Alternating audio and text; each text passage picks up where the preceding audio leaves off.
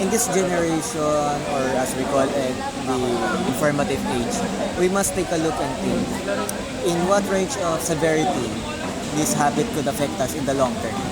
Would it end on a good note or on a bad ending? Is it also hard to hold back from using social media?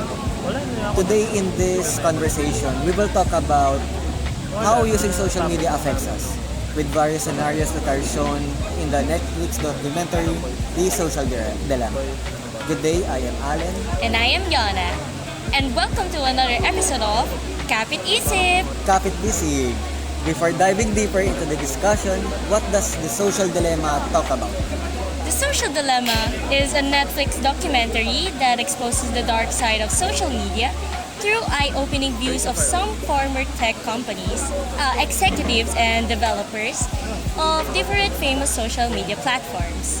According to the documentary, these platforms use sophisticated psychological manipulation, tracking algorithms, and persuasive design choices to hook users into scrolling or checking notifications and attain their personal data. It reveals how this relentless pursuit of profit fuels a global crisis, which contributes to mental health issues among teens, the rapid spread of conspiracy theories, and the political polarization by trapping individuals in echo chambers. Partner, the rise of social media has brought many different ethical issues to humankind. With that, I personally believe that one of those issues is that the tech companies lack accountability. They won't take into account that they have developed biased algorithms and that they gather user data without consent. That's right, partner.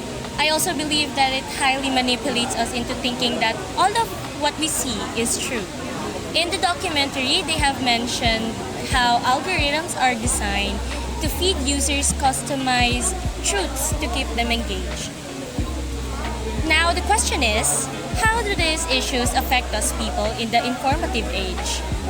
When various issues like misinformation, disinformation, and any other kind of issues are evident nowadays, like how significant this is to us now. To answer that question, partner, there was a study conducted by Dr. Bharat Diman back in 2023.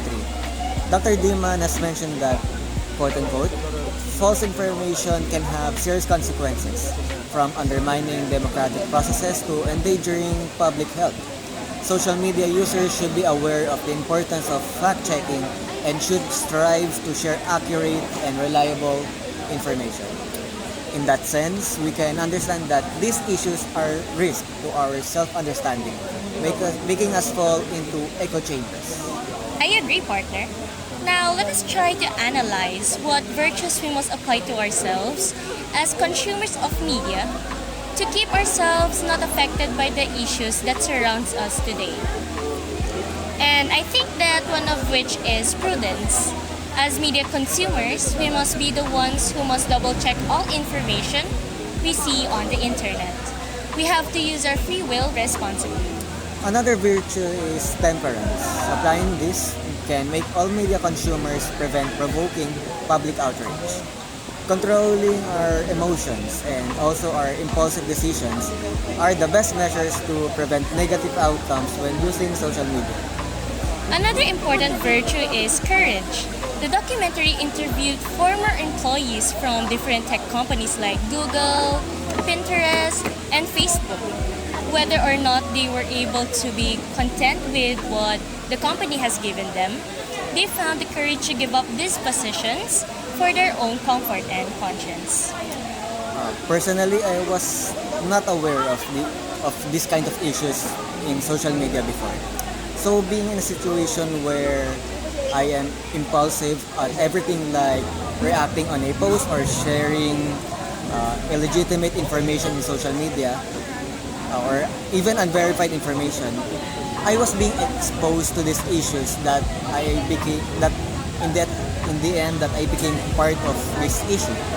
That is why today that I am now exposed and aware, I am now conscious of everything that I do and I see on social media. I also realize this now because we are too hooked up on our phones that we forget the beauty of the outside world really is. The algorithm forces us to use our phones for them to profit from it. It also forces us to view contents that are trending or are customized based on our previous engagements. So, for viewers out there, social media consumers, we must be responsible or for handling and using social media, and at the same time we must be accountable. Also, we must be aware of what we are doing, and we must be the one who must prevent the wrong actions and decisions that we do. Having to digitally detox from social media will help us consumers regain economic and social dignity and see the outside world physically. We would also have to consider the tech companies because they play a huge role in these kinds of issues. In my opinion, they should remove features that exploit human weaknesses and race to the bottom of the brainstem.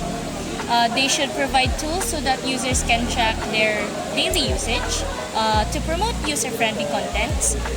They should also include proactively removing hate speech, misinformation, and protecting election integrity. And so that's it for today, and we hope that you have learned something from us. I am Alan. And I am Yana, and this is Kapit Isip. Kapit Busy.